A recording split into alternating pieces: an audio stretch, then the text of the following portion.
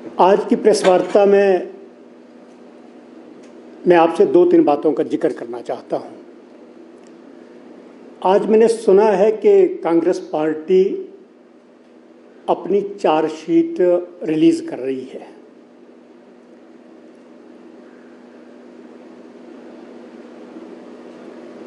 लोग चुनाव की तैयारी कर रहे हैं और कांग्रेस पार्टी पिछले 1 साल से और 6 महीने से लगातार चार्जशीट की कहानी हिमाचल के लोगों को सुना रहे हैं। आज तक न कोई चार्ज मिला उनको, न कोई चार्जशीट बनी, लेकिन वह आनन फानन में आज वो चार्जशीट रिलीज कर रहे हैं, ऐसा प्रेस के माध्यम से ही हमको ज्ञात हुआ है। और कांग्रेस की मजबूरी मैं समझता हूं। जयराम सरकार के खिलाफ तो कोई चार्ज मिल नहीं सकता, क्योंकि इस सरकार ने तो लगातार प्रदेश के विकास के ही काम किए हैं, ऐतिहासिक काम किए हैं विकास की दृष्टि से। और अभी तक तो कांग्रेस पार्टी के नेता आपस में ही एक दूसरे के खिलाफ चार्जशीट बना रहे हैं। अब कुछ दिनों से थोड़ा थम गया, शायद आपसी समझौता कर लिया उन्होंने कि अब एक दूसरे के खिलाफ चार्जशीट बाद में बनाएंगे, पहले कांग्रेस बीजेपी के खिलाफ ही चार्जशीट बनाई जाए। यानी मुझे हिमाचल के इतिहास में, राजनीतिक इतिहास में कभी स्मरण नहीं पड़ता कि नॉमिनेशन की विड्रॉल की लास्ट डेट आ जाए और कोई पॉलिटिकल पार्टी अपना चार्जशीट सबमिट करने की बात करे। इससे उस पार्टी की राजनीति में गंभीरता नजर आती है कि वो कितने गंभीर हैं हिमाचल में। और इसको मैं मानता हूं कि कांग्रेस पार्टी का ये लास्ट मिनट अटेम्प्ट है फेस सेविंग का, क्योंकि वो लोगों को कह तो चुके थे कि हम तो भाजपा के खिलाफ भ्रष्टाचार की चार्जशीट ला रहे हैं, लेकिन 6 महीने से वो खामोश रहे, कुछ कर नहीं सके। अब जब लोगों ने पूछना शुरू कर दिया कि वो चार्जशीट कहां गई, चार्जशीट के मुद्दे क्या हैं, तो ये लास्ट मिनट में अनाउंस करना, ये last minute face saving attempt है कांग्रेस पार्टी का, अपने आप को लोगों की दृष्टि में बचाव की मुद्रा में है आज कांग्रेस पार्टी पूरी तरह से। लेकिन कांग्रेस पार्टी के चार्ज का पार्ट होगा ये भी, क्योंकि उनको तो एक रिटोरिक है, उनको कोई ना कोई गीत गाना है, इसलिए ये उनके लिए सदाबहार गीत बन गया, इसलिए वो हर बार इसको दोहराते हैं। तो उनके चार्जशीट में भी जरूर होगा। लेकिन मैं ये चाहूंगा कि ये कहने से पहले मुझे बताएं कि कोई और ऐसा केस जिसमें इस तत्परता के साथ किसी सरकार ने या किसी इन्वेस्टिगेटिव एजेंसी ने निपटारा किया हो। मैं सोचता हूं ऐसा इससे पूर्व में कभी हुआ नहीं। लेकिन मैं ये कहता हूं कि कोई भी जिम्मेवार दल जिसने सरकार चलाई हो, उनको जिम्मेवारी की भावना से ही चार्ज भी लगाना चाहिए। अब ये कह देना कि जी जल शक्ति विभाग में तो पाइप खरीद घोटाला हुआ है, देश में आज नंबर 1 पर हिमाचल प्रदेश है, जिसको रेट किया है भारत सरकार ने, प्लानिंग कमीशन ने, कि सबसे पहले सबसे ज्यादा 100% जो लोगों को सुविधा दी है, हर घर में नल हर नल से जल, इस योजना को हमने किया देश में सबसे पहले पूरा।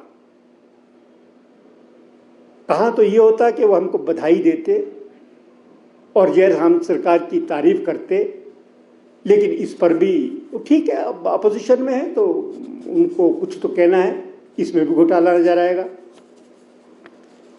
इसी प्रकार स्मार्ट सिटी है, आए दिन मैं बयान देखता हूँ कांग्रेस के लोगों के, स्मार्ट सिटी में ये तो हुआ नहीं, वो तो हुआ नहीं, ये दीवार तो गिर गई। हो सकता है लगते लगते कोई दीवार गिर गई होगी, लेकिन आप सब लोग, मैं आप सबको भी शामिल करता हूँ कि हम सब शिमला में बहुत दशकों से रह रहे हैं, लेकिन इस स्पीड पर ऐसा कायाकल्प इस सिटी का कभी हुआ हो, ये संभव हुआ है स्मार्ट सिटी में भारत सरकार की ओर से जो फंडिंग हुई है और हिमाचल सरकार ने उसको जिस मुस्तैदी के साथ लागू किया है, उसके कारण आज शिमला का रूप बदला है, स्मार्ट सिटी लगती है। इसके साथ कभी कभी वो कहते हैं, शायद आज की चार्जशीट में भी होगा उनके भी, कि क्लास 3 और 4 के पद पर बाहरी लोगों को नियुक्त किया गया। किसको नियुक्त किया गया? जब नियुक्त किया गया तो वो कानून कांग्रेस के वक्त का बना हुआ था। उस कानून के तहत कमीशन में भर्तियां हुई और बाहरी लोग भी भर्ती हुए, क्योंकि उसमें कानून में प्रोविजन ही नहीं था ऐसा। और मैं तो धन्यवाद करता हूं जयराम सरकार का और माननीय मुख्यमंत्री जी का कि उनके संज्ञान में जैसे ये मामला आया, हमने रेलेवेंट क्लॉज जो थी उसको अमेंड किया, उस पर संशोधन किया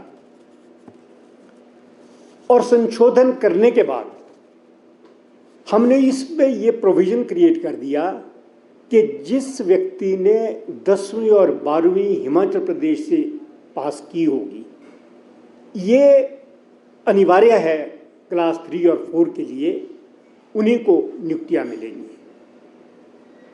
कानून आप बनाएं, उल्टे काम आप करें, चार्ज बीजेपी पर आए, ये ठीक नहीं है। लेकिन ठीक है, कांग्रेस पॉलिटिकल पार्टी है और उनको आदत है कोई ना कोई चार्ज लगाने की, तो चार्ज लगाएं, ये उनका प्रिविलेज है। नहीं, देखिए, चार्जशीट, जैसा मैंने कहा, चार्जशीट सबमिट करना हर पॉलिटिकल पार्टी का अधिकार है, लेकिन बीजेपी ने जब भी चार्जशीट फाइल की, चुनाव से पहले की, सब्सटेंटिव चार्जेस के साथ की और उनके साथ बाकायदा डॉक्यूमेंट्री एविडेंस लगाई। मैं पिछले चार्जशीट कमेटी का मेंबर था और मुझे याद है कि हमने जो भी चार्जशीट बनाई थी उस समय कांग्रेस के खिलाफ पुख्ता सबूतों के साथ बनाई। कार्रवाई हो रही है, आप कैसे कह सकते हैं? इतनी बात जरूर है, ये इसके लिए भी मैं जयराम सरकार की तारीफ करूंगा कि हमने विच हंटिंग नहीं की, हमने बदले की भावना से कार्रवाई नजर आए ऐसा कोई काम नहीं किया। रूटीन में जहां कार्रवाई हो सकती है वो कार्रवाई की भी है और हम कर भी रहे हैं। तो सिर्फ इतना ही कहता हूं कि कांग्रेस पार्टी एक राजनीतिक दल है, अच्छा होता